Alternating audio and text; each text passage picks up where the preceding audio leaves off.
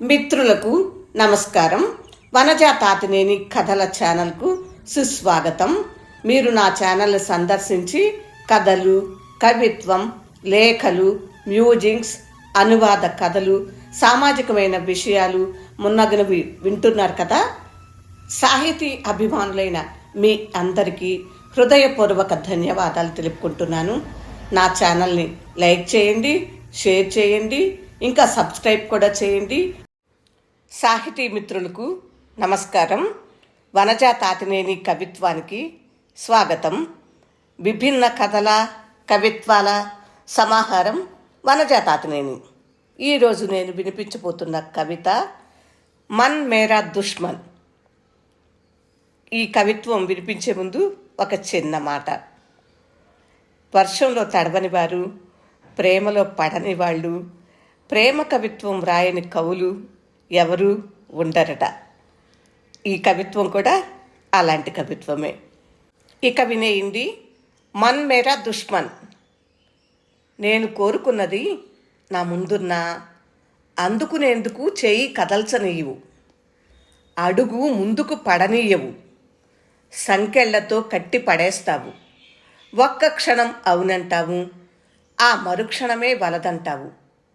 ఆలోచనతో అరక్షణమైనా కలవనంటావు. అంతలోనే అద్దం లాంటి నాలో నిన్ను చూసుకోమంటావు. నిన్ను ఎరిగినవాడు దేవుడట. అందుకేనేమో నీ కళ్ళకు గంతలు కట్టి జీవితంతో దోబూచులాట ఆడుకుంటాను. నిన్ను ఒడిసి పట్టడం చేతనవక కవ్విస్తావంటాను, నవ్విస్తావంటాను, రగిలిస్తావంటాను. నువ్వుంటే మెలకువలోనూ కలలూరుతుంటాయి, కళ్ళల్లో నదులు నిల్వుంటాయి.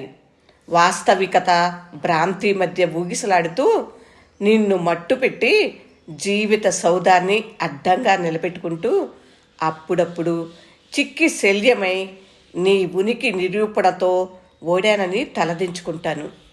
ఎన్ని గాథలకి వస్తువైనావు, రాతి గోడల వెనక చెమ్మగా మిగిలావు. ఎన్ని గాథలకు వస్తువైనావు, రాతి గోడల వెనుక చెమ్మగా మిగిలావు. నువ్వు చెప్పినదే చేస్తానని గొప్పగా చెబుతుంటాను, కానీ ఆచరణలో నేను ఒక మరబొమ్మని. నువ్వు నా ఆలోచనలోనూ లేవు, నా ఎదురుగానూ లేవు, కానీ నువ్వు నాలోనే ఉన్నావు. ఎప్పుడు ఎప్పుడు ఎల్లెప్పుడు నువ్వు నా ప్రథమ శత్రువువి, నా మనసువి. ఇదండి మన్ మేరా దుష్మన్. విన్నారు కదా. ఎలా ఉంది ఫ్రెండ్స్? కవిత నచ్చిందా? నచ్చినట్లయితే లైక్ చేయండి, షేర్ చేయండి, ఇంకా నా ఛానల్ని సబ్స్క్రైబ్ చేయండి. ఇలాంటి కవిత్వంతో మళ్ళీ మీ ముందుకు వచ్చేస్తాను. అప్పటి వరకు సెలవా మరి. నమస్తే. వనజా తాతినేని.